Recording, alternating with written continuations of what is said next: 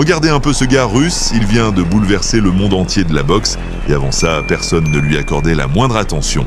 Dmitri Pirog, classé numéro 2, zéro buzz médiatique, pas d'interview tape à l'œil, aucun bruit autour de son nom. Pour la plupart des gens, il n'était rien de plus qu'un adversaire commode pour Danny Jacobs. Sur le papier, c'était censé être une soirée facile, juste une autre victoire de routine. Jacobs, une star de la boxe américaine, vainqueur des Golden Gloves, invaincu avec 20 victoires, dont 17 par KO. Le plan initial était qu'il affronte Sergio Martinez, mais l'Argentin était dangereux et aurait pu gâcher le scénario. L'organisation a décidé de ne prendre aucun risque. Martinez a été destitué de son titre sous prétexte d'incertitude concernant son poids et la ceinture est devenue vacante. Et c'est ainsi que Jacobs a été opposé au choix parfait, l'inconnu russe Dmitri Pirog. Le scénario semblait sans faille.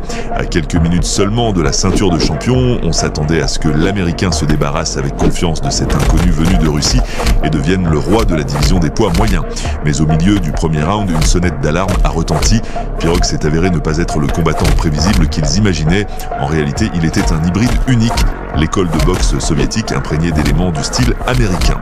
Une excellente technique, un jeu de jambes rapide, un timing exquis et une parfaite maîtrise de la distance. Dès les premières 20 minutes, il est devenu évident que Jacobs devenait nerveux. Il avait l'habitude de dominer dès le début, mais Pirog a refusé de le laisser dicter le rythme. Dmitri semblait mener une mission de reconnaissance.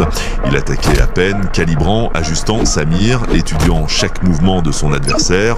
Le tournant a eu lieu au début du 5e round. Dmitri est devenu un peu plus actif, a lancé plusieurs jabs rapides, puis s'est soudainement décalé sur le côté, a changé de garde et a fait une feinte. Le dos de Jacobs a touché les cordes et il s'est retrouvé complètement incapable de contrer. Son équilibre avait disparu.